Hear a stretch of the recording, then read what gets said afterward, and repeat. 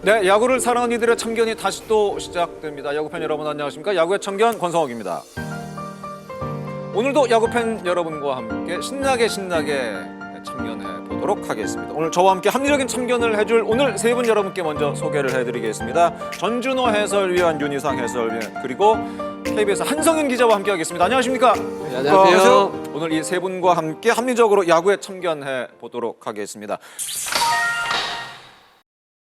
본격적인 참견으로 바로 이어가도록 하겠습니다. 오늘 참견할 얘기가 굉장히 많습니다. 오늘의 주제 먼저 소개해드리겠습니다. 오늘의 주제는 아시안게임 5연패 대만, 일본을 넘어라가 이번 주 주제가 되겠습니다. 어느덧 아시안게임이 한 달 앞으로 다가왔습니다. 지난 WBC에서 가능성을 보여줬던 만큼 이번 대회에 대한 기대도 아주 크다고 할 수가 있겠는데요. 특히 아시안게임에서 만나게 될 대만과 일본이 과연 어떤 전력을 갖추고 있는지, 우리 대표팀은 또 어떤 경쟁력을 보여줄 수 있을지 오늘 세 분과 함께 미리 살펴보고 또 참견을 해보도록 하겠습니다.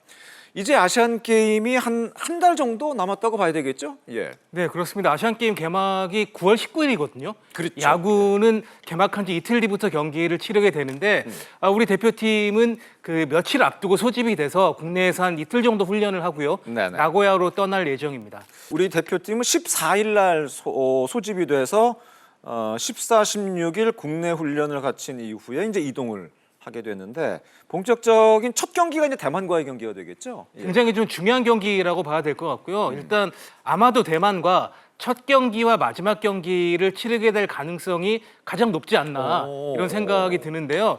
그리고 슈퍼라운드를 치르게 됩니다. 우리가 조 1위냐 2위냐도 굉장히 중요한 부분이 그럼요. 슈퍼라운드는 다른 조 팀이 1, 2위인 일본, 중국과 경기를 하게 되는데 그렇죠. 대만과의 경기는 다시 치르지는 않고 예선전 성적으로 가름을 하고요. 이렇게 경기를 치러서 조 1, 2위 팀이 결승에서 만나게 되는데 바로 지난 대회 때도 대만과 경기를 예선에서 치렀고 그렇죠. 그리고 결승에서 만난 맞습니다. 적이 있거든요. 예. 이번에도 이렇게 될 확률이 굉장히 높다고 볼 수가 있습니다. 대만 전력이 사실은 만만치가 않기 때문에 자세하게 오늘은 대만 전력 그리고 일본 전력까지 여러분께 소개를 해드리도록 하겠습니다.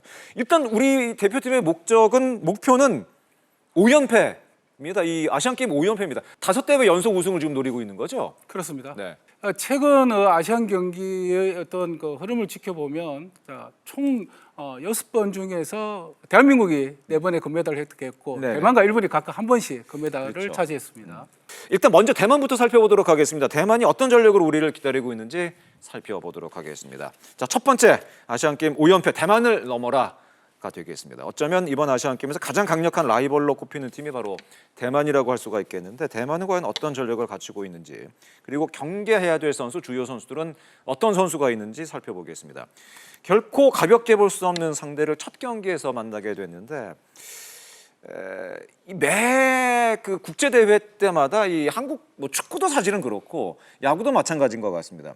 첫 경기 결과가 대회 전체를 지배하는 그런 경향이 있는 것 같은데 첫 경기가 사실은 제일 중요한 것 같습니다. 예. 그렇죠. 아무래도 국제대회 첫 경기가 선수들 부담감도 있고 그렇죠. 긴장감도 고조되어 있는데 특히나 이제 대만과의 첫 그러니까요. 경기이기 때문에 사실 첫 경기 대만의 첫 경기가 사실 금메달 결정전에 가까운 그렇죠. 그런 경기라고 볼 수 있고 사실 우리가 슈퍼라운드에 진입을 하게 되면 A조 같은 경우에는 역시 저희들 예상이지만 일본하고 중국이 올라갈 가능성이 높다고 봤을 때 슈퍼라운드에서 만나지 않는단 말이에요. 결국 합산했던 승률로 금메달 결정전이냐 아니면 동메달 결정전이냐 이렇게 양분화되어 있기 때문에 첫 경기를 얼마만큼 잘 치르냐가 정말 중요하다 그렇게 볼 수 있습니다. 결국 이제 대만과 어떤 결과를 낳느냐가 굉장히 중요한 부분인데 대만 야구에 이제는 다 아시겠습니다만 최근 성장세가 상당히 무섭습니다. 해외 진출 선수도 굉장히 많은 대만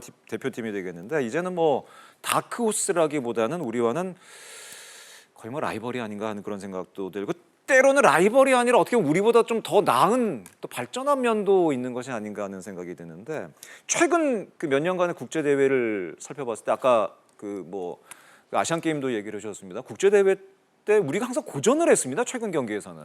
사실은 객관적으로 따졌을 때 우리가 대만보다 앞서 있다라고 이야기하기는 어려운 상황이 지금 됐고요.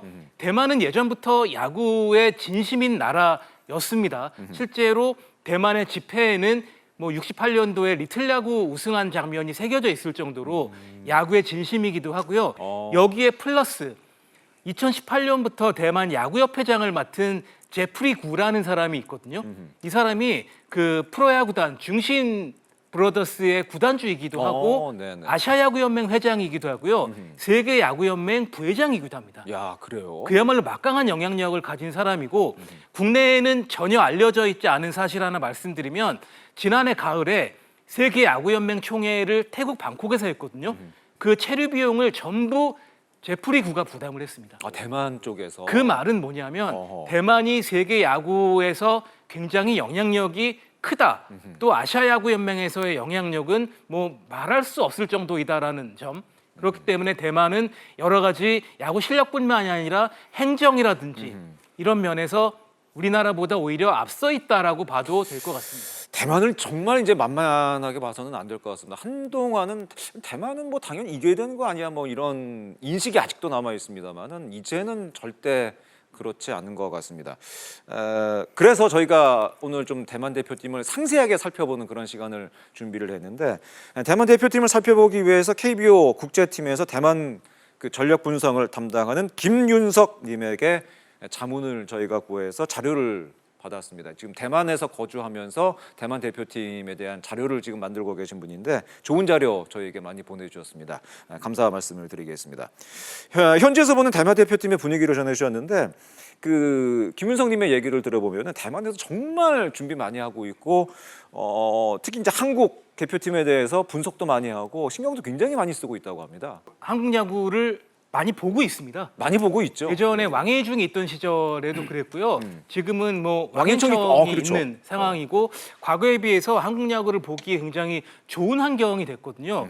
저도 왕해청 선수가 등판하는 경기에 대만 네티즌의 댓글을 본 적이 있는데 한국 야구에 대해서 너무나 잘 알고 있고 꿰뚫고 있다라는 점에서 깜짝 놀란 적이 있을 정도이고요. 예. 그러다 보니까 뭐 대한민국 최고의 타자 누구냐, 뭐 김도영이라는 거 너무나 잘 알고 있고 현재 곽빈 투수가 정말로 뛰어난 구위를 보여주고 있다는 사실도 잘 알고 있기 때문에 또 그런 얘기도 있습니다. 대만이 최근 두 대와 비교해 보면 특히 투수 쪽에서는 해외파를 굉장히 많이 동원을 했거든요. 그렇죠. 예, 그리고 국내파도 프로야구보다는 원래는 그 사회야구나 대학야구 위주로 많이 구성을 했었는데 프로에서도 좋은 선수들을 몇 명 선발을 했고 결국은 타도 한국을 위한 대만의 전력 구성이 아닌가 이렇게 분석이 되고 있습니다. 그 선발 과정에서 약간의 좀 논란이 있었던 것이 한 7월쯤에 사실은 대체적인 어떤 명단이 발표가 됐었는데 한국 대표팀의 명단을 보고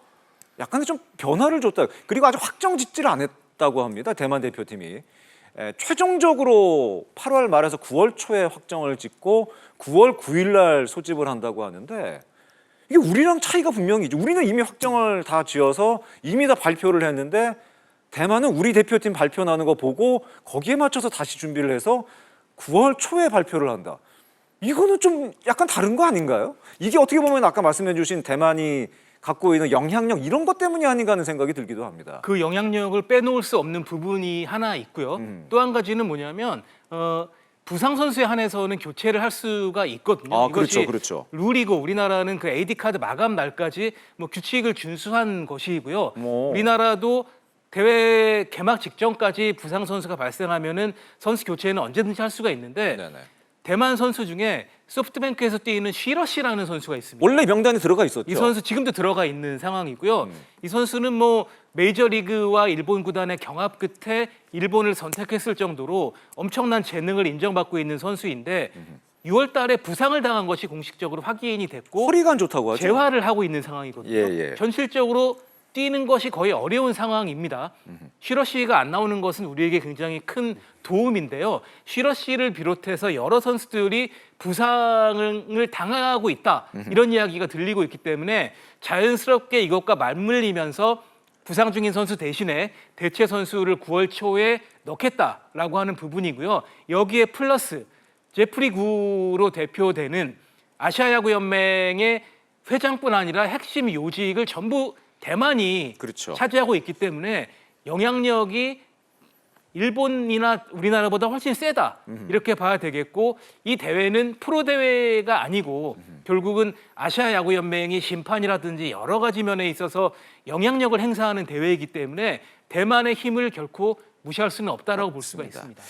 지난 그 7월 선발위원회 소집한 이후에 일단은 발표된 명단에 보면은 쉬러 씨, 굴린 리앙, 수니 레이, 린 위민, 창천 중아오 그리고 백마일 강석구 투수인 판원 후이 이렇게 이름을 올려놓고 있는 왕앤청 당연히 뭐 들어가 있고 말씀해 주신 대로 시러 씨가 지금 허리 부상으로 좀 어렵다고 되면 얘기가 나오면서 그 류주렁 선수가 지금 보스턴 출신이죠. 지금 뭐 트리플 A 지금 가 있긴 합니다만은 요 선수로 일단 투수진이 꾸려졌기 때문에 이렇게 구성이 된다면 사실은 굉장히 막강한 그야말로 투수진이라고 볼 수가 있는데. 부상 변수가 있기 때문에 요거는 조금 일단은 지켜봐야 될 것 같습니다. 우리 대표팀에게 사실은 가장 큰 메리트는 사실 병역 혜택. 이거는 사실은 뭐 부인할 수 없는 사실인데 대만도 사실 병역 혜택이 걸려 있죠. 대만도 병역 제도가 존재하고요. 맞아요. 그런데 예전에는 대만의 병역 기간이 4개월로 굉장히 좀 짧은 편이었습니다. 그래서 굳이 병역 혜택을 받지 않아도 야구 선수의 경우 4개월은 뭐 비시즌에 충분히 할 수 있기 때문에 큰 문제가 안 됐습니다만 2024년부터 병역이 중국과의 관계가 굉장히 악화되면서 1년으로 늘어났어요. 그래서 야구 선수들을 비롯한 이런 체육 선수들 같은 경우는 여러 대회 점수를 매겨가지고 병역 기간을 대폭 단축하는 그런 제도를 운영하고 있거든요. 그렇기 때문에 이 특히 젊은 대만 선수들은 대회 참가를 해서 금메달 또는 최소한 은메달 이상을 따는 것이 병역 면제에 굉장히 중요한 요소거든요. 그렇죠. 예. 우리나라만큼은 아니라고 볼 수 있겠습니다만 그래도 대만도 이 병역을 결코 무시할 수 없는 요소다 이렇게 봐야 될 것 같습니다. 그 아까 말씀드린 그 KBO 김윤석 분석원은 대만 대표팀의 가장 큰 장점으로 그 말씀드린 일본에서 뛰고 있는 굴린 리앙, 수니 레이, 마이너리그인 린 위민, 창천 중아오, 판원 후이 그리고 한화에서 활약 중인 왕앤청 이렇게 압도적인 투수력을 대만의 가장 큰 장점으로 뽑았는데 윤희상 위원이 보시기엔 이 투수들 대충 좀 그림으로도 좀 보셨고 좀 정보를 보셨죠? 좀 어떤 느낌이셨어요? 일단은 만만치 않은 정도가 아니라 네. 사실 단기전에 투입되는 투수의 양을 한 4-5명이라고 놓고 봤을 때 한국 선수의 단기전에 들어갈 4-5명 선수랑 대만의 4-5명 선수를 비교했을 때 저는 대만이 조금 앞서는 느낌이 들거든요. 단기전으로 붙는다면? 예, 맞아요. 그러니까 기본적으로 니오넴의 구린리앙 선수는 올 시즌 160km까지 던졌어요. 그리고 커브 자체가 굉장히 드롭스로 파워 커브를 가지고 있고 뭐 선발 뭐 릴리프로도 가능하고요. 수니레이 선수는 이제 체인지업이 정말 좋아요. 그러니까 150 중반대의 속구를 가지고 있고 130km대의 체인지업인데 그러니까 체인지업이 무브먼트가 크다기보다는 좀 뭔가 중간에서 공이 멈췄다 오는 듯한 느낌의 체인지업을 가져가거든요.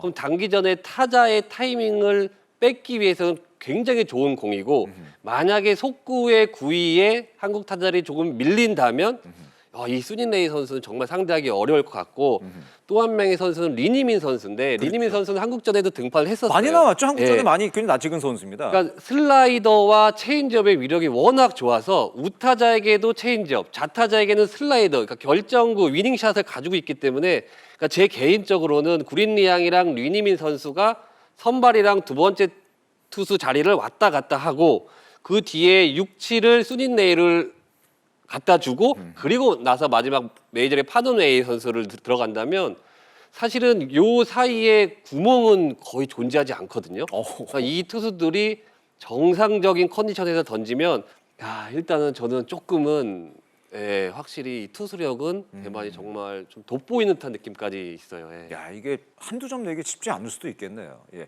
결국은 그 공격력을 과연 그렇다면 어떻게 풀어나가느냐도 굉장히 중요한 부분인데 그 대만의 이제 김윤석 분석원의 얘기에 따르면은 그래도 상대적으로 대만 팀의 약점은 그래도 공격력에 있다. 마운드에 비해서는 그래도 타선이 아무래도 조금은 약한 편으로 좀 평가를 받는다 이렇게 얘기를 하고 있는데 규정상 일정 수의 실업 선수를 포함시켜야 되기 때문에 무게감은 아무래도 좀 떨어진다는 평가가 있습니다. 네, 그렇습니다. 사실 뭐 전력을 뭐 야수들 비교했을 때는 저희들보다 떨어지는 거는 그거는 뭐 틀림없는 사실입니다.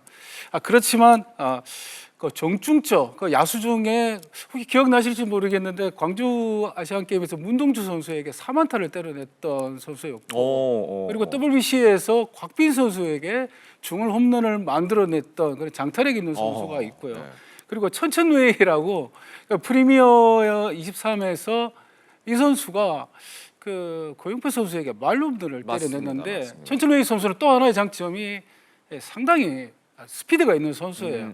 그 자국 리그에서도 도로왕을 몇 번 차지할 만큼 사실 루상에 나가면 상당히 껄끄러운 그런 선수라고 봐야 되고 그리고 루지용이라고 아시아 프로 어떤 챔피언십에서 저희 어떻게 그 원태인 선수에게도 홈런을 때려냈던 그런 선수가 있는데 또 특히나 해외파 정준주 선수는 특별히 좀 더 각별히 신경을 써야 될 그런 타자라고 볼 수 있습니다. 마운드에 비해서 상대적으로 야수는 좀 약하다는 평가를 받고 있습니다만 그래도 절대 마음을 놓아서는 안 돼. 대만하면 사실은 옛날에 갖고 있던 이미지가 굉장히 강타자가 힘 있는 타자가 많은 팀으로 그 인식이 됐었는데 이제는 마운드 쪽도 굉장히 강해졌고 타선의 힘도 아직까지는 좀 살아 있다고 봐야 될 것 같은데 대만 현지에서도 이제 우리 대표팀 좀 연구를 많이 할 거 아닙니까? 그쪽에서 지금 보는 대한민국 대표팀의 어떤 투타 핵심으로는 곽빈 역시 김도영을 찍고 있다고 하는데 뭐 당연히 두 선수가 핵심 선수라고 봐야 되겠죠, 우리 대표팀은.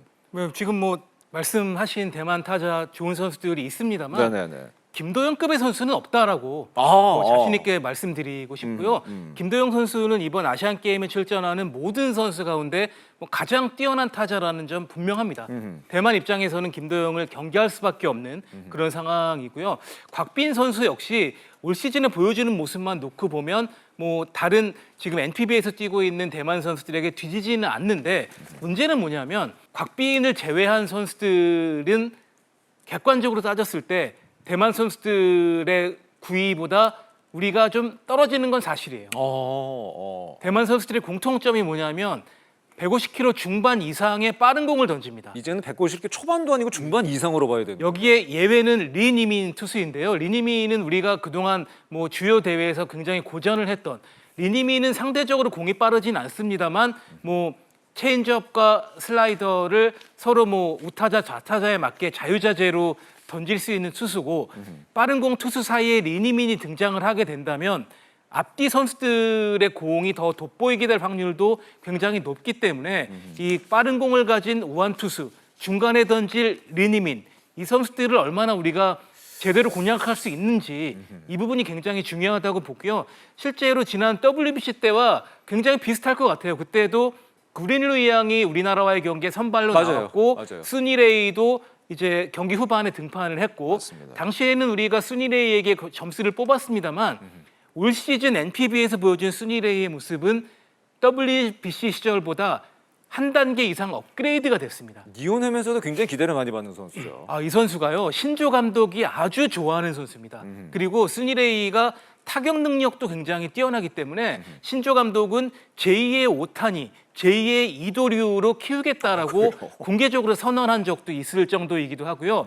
이 선수가 구질도 굉장히 좋고 나이도 이제 21살밖에 안 되기 때문에 성장 가능성을 놓고 본다면 구린루이 양 이상이고 NPB에서도 선발 한 자리를 향후 몇 년 안에 충분히 차지할 수 있는 심지어 예전에 일본을 호령했던 뭐 곽원치라든지 곽태원 같은 선수에 비교될 가능성을 갖고 있다라는 평가를 받고 있는 선수입니다. 예.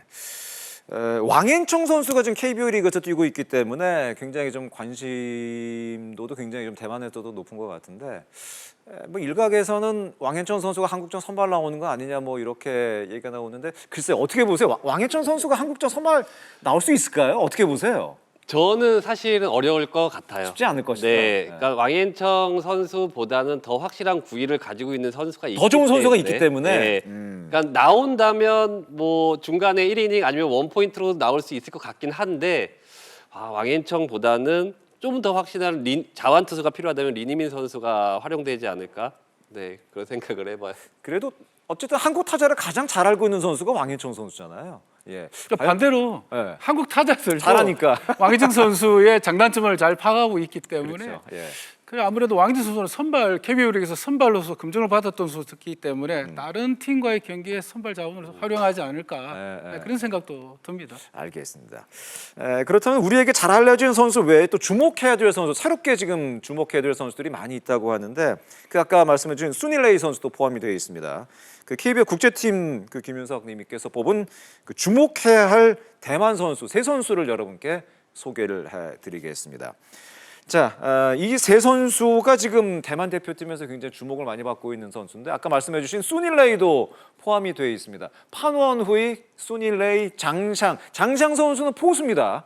예, 요 세 선수를 좀 주목을 해야 된다. 굉장히 대만 대표팀에 이제 앞으로 이끌어갈 선수로 주목을 받고 있는데 일단 세 선수를 좀 소개를 좀 부탁드리겠습니다. 판원후이 어떤 선수인지 소개를 좀 부탁드립니다. 이 선수는 뭐 스피드 하나로 네. 100마일을 던지는 그 자체로 모든 설명은 끝난다. 마무리 쪽인가요? 이렇게 봐야 되는 선수이고요. 다양하게 쓸 수 있는 선수인데 아, 그래요? 이 선수가 아마도 마무리도 나오지 않을까라고 아. 예상이 되고 있고요. 순위레이 같은 경우는 제가 개인적으로 많이 지켜봤던 선수인데요. 조금 전에 윤희상 의원께서 말씀하신 체인지업이 좋다. 체인지업이 중간에 멈추는 것 같다라는 말씀을 하셨는데 예전에 똑같은 말을 들었던 NPB 투수 이대호 선수의 동료이기도 했던 가네코라는 선수가 있거든요. 그 가네코 치히로와 투구 폼이 거의 똑같고요. 그리고 구질도 비슷한데 그 이유는 가네코가 지금 니오넴 2군 코치이기 때문이에요. 그래서 이 선수가 니오넴 2군에서 가네코 투수 코치의 지도를 받으면서 투구 폼이라든지 제구력 그리고 체인지업을 가다듬었거든요. 그리고 점점 발전하고 있는 선수이기 때문에 이 선수가 향후 대만의 투수진을 이끌 향후 10년 동안 대만의 에이스로 활동할 가능성이 굉장히 높은 선수다라고 말씀드릴 수가 있습니다. 그러니까 수닐레이는 현재는 완성형은 아니고 앞으로 이제 성장이 더 앞으로 성장될 선수고 앞으로 10년간 대만을 이끌 선수로 지금 평가를 받는다.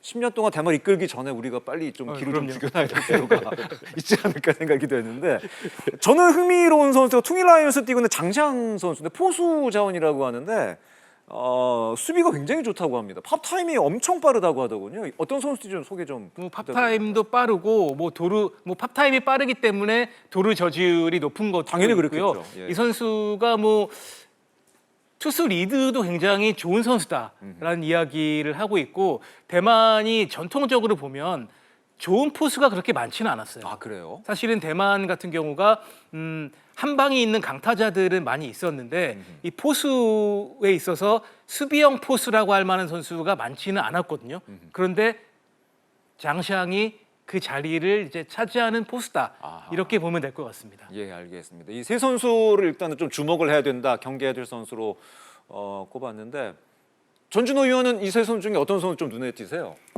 저는요. 예. 저 판원후이 선수, 판원후이? 예, 그 선수가 그 필라델피아 AA 소속인데 맞아요. 투구를 지켜봤는데 저희 KBO 리그 타자들이 대응할 수 있는 유형의 투수예요. 대응 가능하다. 가능합니다. 대응 그러니까 팔 스윙이 좀 느리고 아. 그리고 루상이 주자가 나왔을 때 장샹과 포수가 파타임이 가장 빠른 포수이긴 하지만 투구 종작으로 봤을 때는 충분하게 저희가 기동형 야구를 펼칠 수 있는 역시 도루 전문가 입장에서 봤을 때 흔드는 도루로서 그렇죠. 흔들 수 있다. 그리고 왼발이 디딤발이 디딜 때 투구 동작이 약간 늘어지는 그 약점을 가지고 있기 때문에 그건 빠르게 개선할 수 있는 부분이 아니거든요. 특히 단기전에서는. 그러면 우리가 루상에서 주자들이 좀 흔들 수 있는 그런 유형의 투수라고 봐야 되고 제가 가장 걱정스러운 건 네네. 우리 윤희상 위원님 말씀하신 것처럼 수리네이가 가장 걱정이 돼요. 그래요? 저 선수가 서클 체인지업과 스프리트를 두 가지를 같이 공유하고 있는 선수이기 때문에 같은 구종이지만 떨어지는 각도가 다르기 때문에 우리 타자들이 대응하기에 좀 까다로운 투수가 아닌가 가장 주의해야 될 선수가 아닌가 이 생각을 해봅니다. 역시 뭐 도루 전문가답게 어떤 그 빠른 공도 있지만 팔스윙이 크고 대신 장상 선수가 팝타임이 좀 빠르긴 하지만 그래도 충분히 공략 가능할 것이다. 그렇다면은 물론 이제 타자 승부도 중요하지만 루상에 나가서 흔드는 것도 굉장히 중요하다. 그렇습니다. 네. 좋은 시각인 것 같습니다. 윤희상 의원 뭐 세 선수 뭐 포함을 해서 대만 선수 중에 좀 봐야 될 선수 어떤 선수 주목하시겠어요? 그러니까 조금 정리하자면 판원후이 선수는 이제 투구 폼 자체가 좀 거칠어요. 그러니까 정말 메이저리그에서 던지는 불펜 투수 느낌이 강하고요. 수닌레이 선수는 폼 자체가 정말 밸런스 좋은 일본 투수 느낌이 나거든요. 그리고 퀵피치도 굉장히 빨라요. 네, 빨라요. 그러니까 기본기가 잘 갖춰진 선수이기 때문에 사실 움직이는 데서는 조금은 틈이 있는 건 파넌후이 선수가 맞아요. 근데 파넌후이 선수의 이 무빙 패스트볼, 이게 싱킹 패스트볼 자체의 움직임이 좋기 때문에 한 이닝을 던진다고 했을 때는 와, 이것도 쉽지 않을 수도 있겠다 이런 생각이 들고, 아, 그래요? 수닌레이 선수는 기본적으로 안정감을 가지고 있기 때문에 크게 흔들기는 어렵다고 봤을 때는 결국은 일발 장타가 필요한 상황이거든요. 그러니까 그런 쪽에서는 좀 한국 타자들의 도움이 필요하고, 저는 사실은 이 세 선수 외에 리니민 선수가 가장 걱정이 되긴 해요. 많이 나왔 우리가 네. 많이 고전했죠, 사실 우리 네. 대표팀이. 예. 그러니까 거친 투구 폼인데 꽤 준수한 제구력을 가지고 있고, 그렇죠. 슬라이더와 체인지업의 움직임이 정말 예사롭지 않게 맞아요. 날카롭거든요. 예. 그럼 이 자완 투수의 공략, 자완 투수가 나왔을 때 르상에서 움직이기도 쉽지 않고, 그럼 1점 차 승부 이렇게 떠올리기 쉽지 않단 말이에요. 그러니까 리니민 선수를 어떻게 공략하는 것도 굉장히 키 포인트 같아 보여요. 그러니까 전체적인 이 대만의 이 투수진이 정말 다채로운 색깔을 가지고 있고, 그 색깔이 정말 진하게 강력한 매력들을 가지고 있거든요. 그렇기 때문에 사실 한국이 국제 대회에서 정말 빠른 발과 기동력에 빈틈 없는 야구를 했다면 이번 경기 아시안 게임은 좀 확실히 일발 장타, 좀 뭐 김도영이나 힘 있는 타자들의 노시안 선수나 이런 큰 홈런 한 방으로 좀 기선을 제압해야 되는 그런 시나리오를 그려야 되지 않을까 이런 생각을 해봐요. 그렇다면은 역시 뭐 대만 대표팀을 맞아서 우리 대표팀 선발 투수 역시 뭐 곽빈으로 봐야 되겠죠? 어떻게 보세요? 곽빈. 근데 곽빈이 일단은 뭐 예상이 되고, 그 이후에 두 번째 투수는 또 과연 누가 되니? 이것도 사실 굉장히 좀 관심이 가는 부분인 것 같습니다. 곽빈 선수가 다시 뭐 다 책임질 수는 없는 부분 아니에요? 어떻게 생각하세요? 그러니까 이제 이게 정말 고민이에요. 그러니까 곽빈 선수가 그날 컨디션이 좋다면 뭐 더할 나위 없이 뭐 긍정적인 그림을 그릴 수 있지만, 만약에 곽빈 선수가 흔들린다면 두 번째 투수를 붙이는 것을 과연 곽빈보다 구위가 조금 떨어지는 우투수를 붙여야 되느냐, 좌투수를 붙여야 되느냐 싸움이고, 그러니까 그 상황에서 우투수는 사실 소영준 선수가 떠오르긴 하거든요. 만약 우투수가 올라간다면 소영주가 네. 떠오른다. 근데 또 슈퍼라운드에 소영준 선수를 일본전이나 또 이런 상황에 사용해야 된다고 한다면, 그러니까 조금 여러 가지의 변수를 계산하기에는 머리가 복잡해져요. 그러니까 정말 곽빈 선수가 잘 던지기만을 바라야 되는 그런 느낌이 좀 강하거든요. 예, 그렇기 때문에 곽빈밖에 없다라고밖에 저는 사실 크게 떠오르지가 않아요. 예. 타자는 그 전준호 의원 생각할 때 타자는 좀 타자 쪽에서는 어떤 선수 좀 주목을 해요? 우리 대표팀 타자 중에서는. 그 참 고민되는 게 유지영 감독도 사실 고민이 될 거예요. 그러니까 저희가 이제 중심 타선에는 김도영 그리고 노시환, 문보경 뭐 이렇게 우리가 예상을 할 수 있는데, 올 시즌 그 WBC에서는 김도영을 리드오프로 세우면서 저마이 존슨을 2번에 세우고 이정우가 3번에 들어오고 4번에 안현민이 쳤단 말이에요. 그리고 문봉규 선수가 5번에서 타점을 쓸어 담는, 그리고 김도영 출루 중심 타선의 타점을 만들어내는 이 조합이 상당히 공격적인 부분에서 메리트가 있었단 말입니다.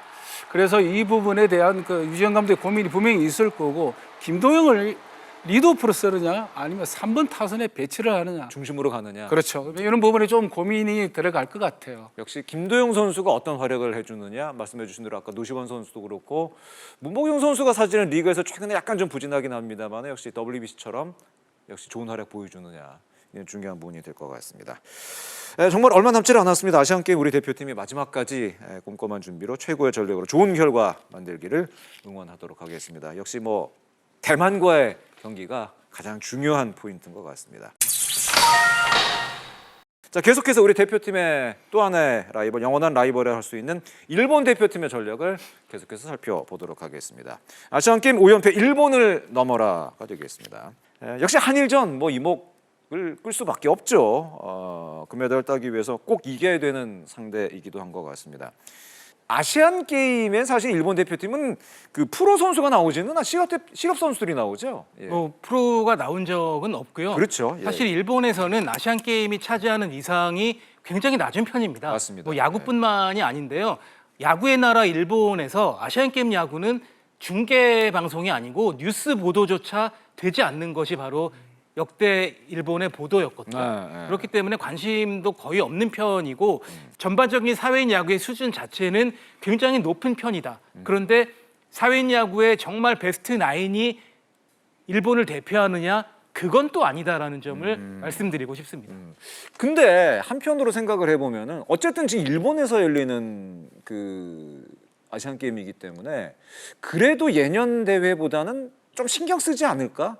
그래도 일본 대표팀 일본에서 열리는 아시안 게임이기 때문에 그래도 우승을 일단은 목표로 전력을 짜지 않을까라는 좀 개인적인 생각이긴 한데 좀 어떻게 보세요? 뭐 그런 것도 좀 작용하지 않을까요? 어떻게 보세요? 일단은 그 사무라이 재팬 사회인 홈페이지에 보면 네네. 여러 기사들이 좀 나오거든요. 지난 대회 때도 당시 감독이 뭐라고 했었냐면 우리의 목표는 우승이다라고 이야기했었고 이번에도 역시 목표는 우승이고 특히 일본에서 아시안 게임이 94년 이후 처음 열리는데 그렇죠. 94년에는 일본이 야구에서 우승을 했었거든요. 근데 일본 유일하게 우승했던 게 일본에서 열린 네. 대회였었잖아요. 예. 그렇기 때문에 이번에도 우승을 목표로 하자라고 이야기는 나옵니다만 현실적으로는 쉽지 않다 이렇게 봐야 되는 부분이요. 일단 준비도 굉장히 많이 할 것 같잖아요. 그런데 결코 그렇지 않습니다. 이 아시안 게임을 준비를 어떤 개념으로 하냐면 작년에 있었던 아시아 선수권과 거의 똑같은 느낌이에요. 아, 훈련을 하지 않습니다. 훈련을 언제 하느냐? 바로 아시안 게임 개막을 하루 앞둔 그 주에 2박 3일 훈련하는 것이 전부예요. 우리랑 그리고 접근 자체가 아예 다르군요. 훈련 장소도 우리 같으면 당연히 경기가 열리는 뭐 오카자키라든지 토요하시 구장에서 훈련할 것 같지만 이번 마지막 훈련은 요코하마에서 하거든요. 그러니까 이 아시안 게임을 바라보는 시각 자체가 우리와는 완전히 다르다. 우리랑은 뭐 좀 접근 방법이나 생각이 완전히 좀 다른 것 같은데 그 일본 대표팀은 오랫동안 그 대표팀 감독하던 분이 좀 물러나고 지금 23년부터 토모야스 감독 어떤 감독입니까 이분? 뭐 그 가와구치 감독인데요. 네네. 지난해 열렸던 대회에서도 우승을 하면서 분위기는 굉장히 좋은데 이 감독이 선수들에게 주문한 내용이 있습니다. 뭐냐면 낮은 공은 버려라. 낮은 공은 설사 스트라이크가 들어와도 버리고 대신에 높은 공이나 가운데 들어오는 공 위주로 공략해라. 또 한 가지는 초구부터 적극적으로 쳐라. 이런 것을 주문하는 감독이기 때문에 우리는 역설적으로 이 부분을 좀 노리는 것이 어떤가. 지금 현재 일본 대표팀의 감독은 23년부터 가와구치 토모야스 감독이 취임을 했고 최근 성적을 보니까 23년 취임 이후에 아시아 선수권 대회 2연패, 언더 23 월드컵 우승 이렇게 일단 어느 정도 성과를 낸 감독이라고 볼 수 있는데 과연 아시안 게임에서는 또 어떤 결과를 나올지 지켜봐야 될 것 같습니다. 우리 그 일본 어쨌든 간에 뭐 사회인 야구 선수가 나오고 일본 대표팀과의 한일전이기 때문에 국민적인 관심은 또 굉장히 크지 않을까 생각이 되는데 좀 어떤 선수가 일본전에서 좋은 활약할 수 있을지 대만 대표팀이랑은 약간 좀 느낌이 다르긴 한 것 같습니다. 근데 그렇죠. 역시 투수력으로 봤을 때는 대만 대표팀은 기본적인 구속이 150대 중반을 형성하는 그런 어떤 구형 투수들이 많고, 그러니까 일본 투수들은 뭐 잘 아시겠지만 투구 밸런스적으로 굉장히 뛰어난 선수들이고, 그리고 낮은 계열의 패스트볼과 그리고 일본 특유의 스프리터, 그리고 구종 자체가 구속보다는 제구 위주로 던지는 투수이기 때문에 저는 그 사실 히구치 신이라는 그 자완 투수를 좀 인상 깊게 좀 보고 있었거든요. 그러니까 이 선수가 이 장점이 우타자 상대할 때 바깥쪽 계열의 제구력이 상당히 뛰어난 선수예요. 그렇기 때문에 우리 타자들이 거기에 대한 대비 정말 필요할 것 같고, 그리고 커브 구사율이 굉장히 높은데 낙폭이 상당히 큽니다. 그래요? 거기에 대한 대비 필요할 것 같고, 그리고 뭐 투구 동작에 약간 이중 키킹을 일본 선수들이 하잖아요. 특유의 그 투구 폼이 있죠. 그렇죠. 그렇기 때문에 우리가 그 레그킥을 선호하는 김도영, 문보경 선수는 처음 보는 투수이기 때문에 거기에 대한 타이밍이 잘 접근해 나가야 된다. 거기에 대한 대비가 필요하다고 볼 수 있습니다. 알겠습니다. 어쨌든 간에 뭐 전통의 라이벌이기 때문에 우리 대표팀 선수들이 가진 기량을 마음껏 보여준다면은 아마 일본전 글쎄요 좀 좋은 결과 기대해도 되지 않을까 생각이 되는 것 같습니다. 야구 대표팀 명단이 지난 6월달에 이미 발표가 됐죠. 아까 대만은 말씀드린 것처럼 대만은 아직 정확하게 지금 그 명단이 나오지 않아. 한번 나왔다가 약간 좀 변화를 준다고 지금 얘기가 나오고 8월 말 그리고 9월 초에 확정이 된다고 하는데 우리 대표팀 같은 경우에는 대표팀을 그 태극 마크를 달게 된 선수들이 명단 발표 이후에 좀 희비가 엇갈린 선수들이 사실은 좀 있습니다. 최근 컨디션이 어떤지 우리 대표팀 선수들 컨디션을 좀 점검을 할 필요가 있는 것 같습니다. 일단 성적을 좀 보고 난 이후에 얘기를 계속 이어나가도록 하겠습니다. 우리 대표팀 선수들의 그 명단 발표 이후의 성적이 되겠습니다.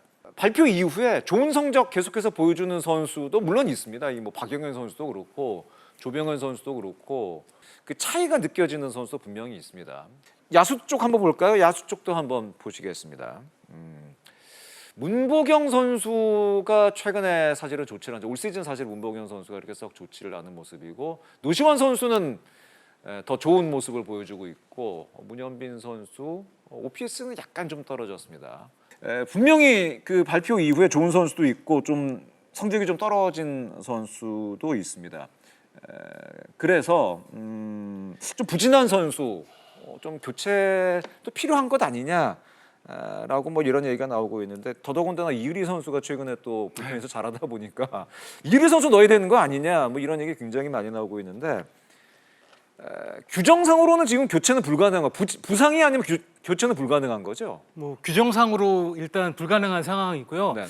사실은 이 부분이 3년 전에 조금 안 좋은 선례를 남겼기 때문에 마지막까지 좀 고민하게 되는 뭔가 선수 교체의 가능성이 있지 않을까라는 생각이 많은 분들이 하고 계시는 것 같은데요. 네네.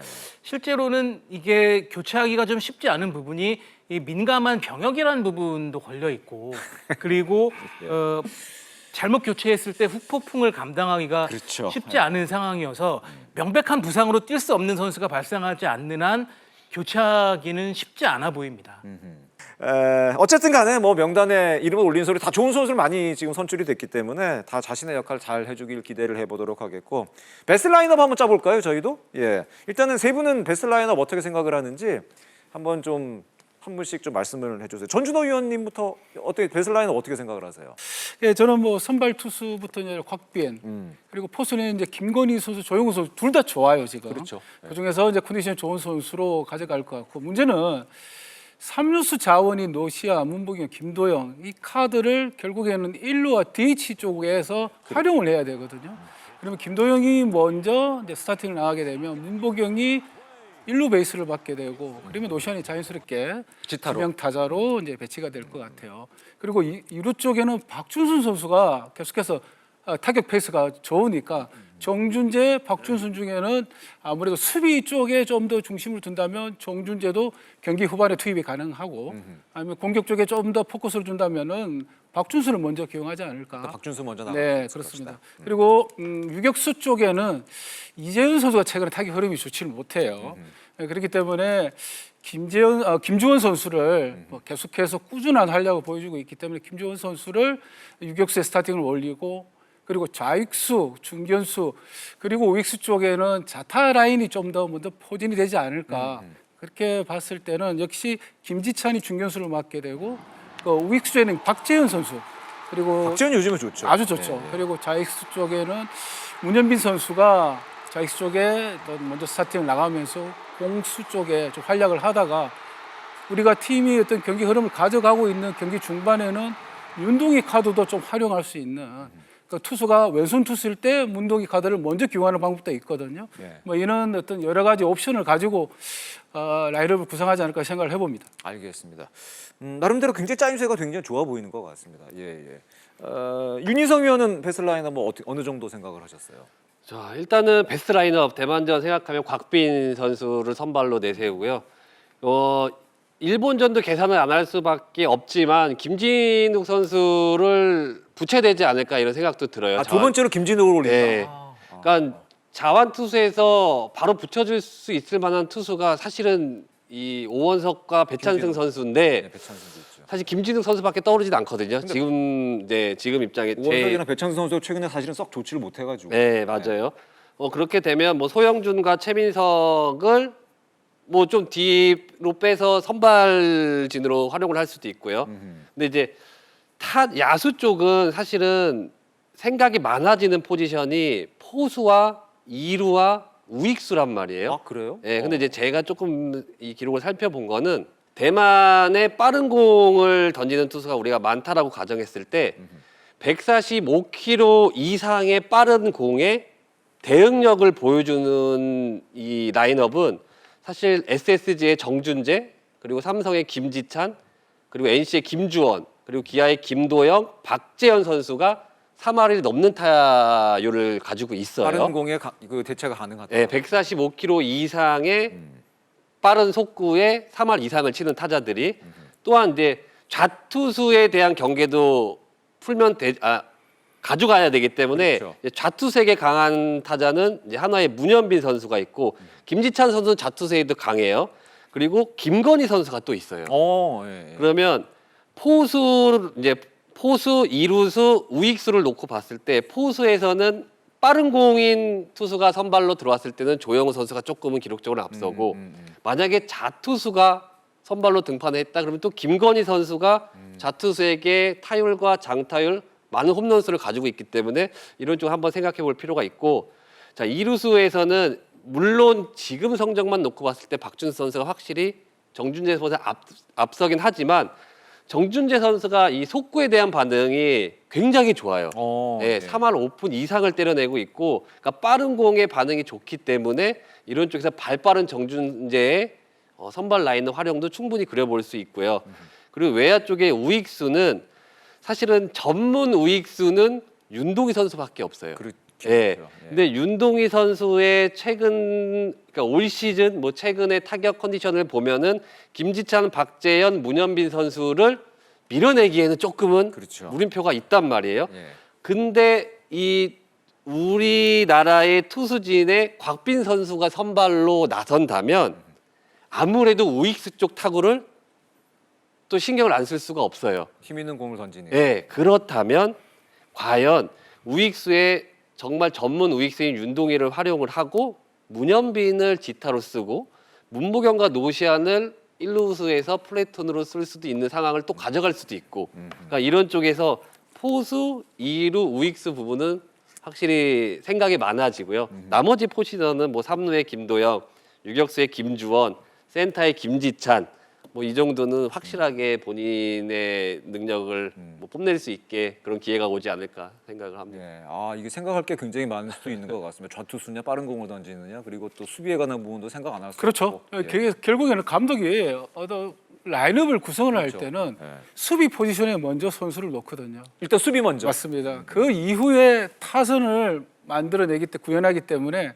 거기에 맞는 또 수비 쪽에 류정 감독의 구상을 좀 고민이 분명히 있을 거라고 생각했습니다. 한성규 기자는 어떻게 라인업 하셨어요? 일단은 저는 유지영 감독이 아마도 지난 WBC 멤버나 지난 아시안 게임 멤버는 우선적으로 중용하지 않을까라는 생각을 하고요. 올 시즌의 기록이 좋지 않다 하더라도 일단은 국제 경험이 좀 더 있는 선수들을 더 쓸 확률이 상당히 좀 높다. 예를 그럴 수 들면 있죠. 예. 문보경 선수가 최근에 좋지 않다라고 해서 문보경을 빼는 그림을 상상하기는 좀 어려워 보이고요. 비슷한 맥락에서 윤동희 선수도 경험이 굉장히 많기 때문에 특히 다른 선수들은 전문 우익수가 아니고 여기에 모든 선수들이 좌타 라인으로 외야수가 구성되는 것도 결코 바람직하지는 그렇죠. 않다라고 보기 때문에 윤동희 선수가 들어갈 수 있지 않을까라는 생각을 하게 되고 일단은 저는 무엇보다 조금 전에 말씀드렸던 것처럼 경기가 슈퍼라운드 경기 가장 중요한 슈퍼라운드 준결승 이상 그리고 결승전이 열리는 토요하시 구장의 펜스가 짧다라는 점은 사실은 장타 능력이 뛰어난 선수를 기용하는 것이 당연하죠. 그래도 맞습니다. 점수 확률을 높일 수밖에 없다라는 생각이 들고 특히 대만을 상대로 연속 안타를 치기가 쉽지 않다라고 본다면 장타력 위주로 가요. 장타력 위주로 승부할 수밖에 없지 않나라는 생각을 해봅니다. 그 키플레이어는 누구로 생각을 하세요? 이 굉장히 그 어떻게 보면은 이번 대회의 어떤 키플레이어 어떤 핵심이 되는 선수의 역할이 굉장히 중요하지 않을까 생각이 되는데 누구를 뽑으시게? 한성희 기자 먼저 얘기해 보실까요? 뭐 저는 뭐 단연 곽빈 투수죠. 아, 곽빈 투수. 사실은 곽빈 선수가 1차전과 결승전에 나올 확률이 굉장히 높은 선수이고 객관적으로 따졌을 때 곽빈이 정말 최고의 컨디션으로 던진다면 지금 있는 대만의 내노라는 투수보다 더 뛰어난 선수임에는 분명합니다. 그런데 곽빈이 과연 이렇게 좋은 모습을 보여줄 것이냐 아니면 WBC에 또 아픈 기억도 좀 있기 때문에 과연 곽빈 선수가 어떤 모습을 보여주느냐에 따라서 대표팀 성적이 완전히 바뀔 거다라는 생각을 하고요. 짐이 너무나 무거워 보이긴 합니다만 너무 많은 짐을 짊어지고 네, 현재로서는 이 곽빈이 무너지면 우리나라가 금메달 따기는 쉽지 않아 보이는 게 사실입니다. 곽빈이 가장 중요한 역할을 맡고 있다. 윤희성 의원은 어떻게 생각하세요? 저는 투타 한 명씩을 꼽는다면 그러셔도 좋습니다. 네. 투수는 박영현 선수. 오, 박영현. 네, 그래서 멀티 이닝은 각오를 해야 될 것 같고, 네, 정말 투구수의 한계를 돌파하면서까지도 정말 3이닝까지도 던질 수 있는 그런 투혼을 상황에 따라서는 네, 발휘해줘야 될 것 같은 상황은 들고요. 타자는 뭐 김도영 선수. 김도영 선수 네, 맞습니다. 김도영 선수도 또 이 국제 무대에서 정말 큰 거 한 방을 또 때려줘야 된다고 생각해서 박영현 그리고 김도영 선수가 네. 키플레이어를 하겠습니다. 전준호 의원은 어떻게 키플레이어? 같은 생각이고요. 아, 그래요? 네. 예, 예. 근데 우선 우리가 경기를 그 국제 대회에서 경기를 이렇게 하다 보면 기본적인 전력이 있잖아요. 대만 같은 경우에는 최정예 멤버에서는 아무래도 야수 쪽에 조금은 허점이 보이는 그런 라인업이라고 봤을 때 대만 쪽이 그렇습니다. 그렇게 되면 일본도 마찬가지고요. 아무래도 아마추어 선수들이 많기 때문에 그러면 저희가 금메달을 따기 위해서는 넘어야 될 산 첫 번째 경기 결국은 대만과의 최근 3년간 국제대회 성적을 봐도 저희가 지금 전적에서 좀 밀리고 있는 상황인데 뭐 결과적으로는 타자들이 대만 투수 공략에 성공을 거둬야 된다고 생각하거든요. 그리고 투수들은 웬만큼 본인들의 역할은 해주지 않을까 생각이 드는 반면에 문제는 타선이 어떻게 그 높은 집중력으로 득점과 연기를 시킬 수 있을지 결국에는 저도 김도영 선수가 그 역할을 해줘야 되지 않을까 그런 결론을 내렸습니다. 이제 뭐 한국 프로야구를 대표하는 선수는 역시 뭐 김도영 선수라고 봐야 되겠죠. 이 야수 쪽에서는 역시 이번 대표팀에 이정우 선수가 대표팀을 이끌었듯이 김도영 선수가 이번 아시안 게임에서 대표팀을 이끌고 좋은 결과 낼 수 있도록 응원을 저희도 한번 해보도록 하겠습니다. 아시안 게임이 진행되는 기간 동안에 KBO 리그는 중단되지는 않습니다.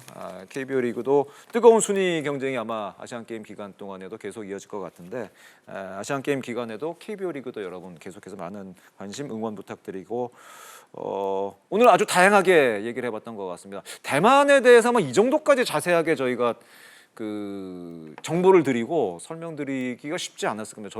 저희도 좀 어렵게 자료를 구하고 정보를 얻고 또 한성윤 기자 또 바쁘신데 저희가 좀 어렵게 모셔가지고 대만 그리고 일본 야구에 대해서 아주 자세하게 좀 들어봤는데 마지막으로 응원 메시지 아니면 뭐 하고 싶은 얘기 우리 대표팀 선수들에게 또는 시청자 여러분께 하고 싶은 얘기 한마디씩만 하면서 오늘 얘기 좀 마무리할까 합니다. 전준호 의원부터 뭐 얘기를 좀 해주세요. 네, 자 우선적으로 지금 KBO 리그가 정말 치열한 순위 싸움을 하고 있는 그 과정 속에 지금 아시안 경기가 열린단 말이에요. 그러니까요. 그렇기 때문에 선수들이 결국에는 이 소집일 날부터 그리고 이틀 어떻게 뭐 이틀 동안 손발을 맞추고 훈련할 정말 시간적인 여유가 정말 없는 상황이거든요. 그렇죠. 그래서 소속팀에서 계속해서 경기를 치르고 체력적으로 굉장히 힘든 상황입니다. 맞습니다. 네, 우리 선수들이 체력 관리 잘해서 정말 아시안 경기 5연패 달성 꼭 성취하기를 우리 뭐 대한민국 국민 모두 그리고 뭐 야구인의 한 사람으로서 응원하겠습니다. 알겠습니다. 예.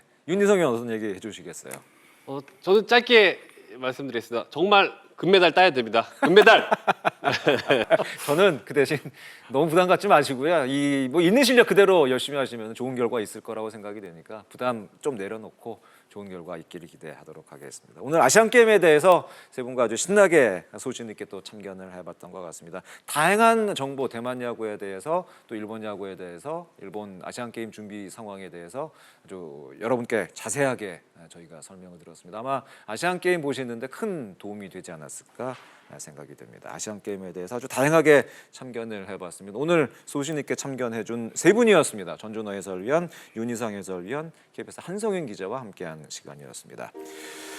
대만과 일본 결코 만만치 않은 상대들이 기다리고 있는 아시안 게임입니다. 우리 대표팀이 철저한 준비를 통해서 5대회 연속이죠. 5연패라는 목표를 향해서 멋진 도전, 성공적인 도전 이어나가기를 바라겠습니다. 한 달 앞으로 다가온 아시안 게임 야참도 우리 선수들 열심히 응원하도록 하겠습니다. 야구의 참견은 다음 주 퓨처스리그 중계 이후에 다시 또 찾아뵙도록 하겠습니다. 세 분과 함께 인사드리겠습니다. 야구팬이라면 꼭 참견하고 싶은 주제로 다음 주 다시 인사드리겠습니다. 함께해 주신 여러분 고맙습니다. 안녕히 계십시오.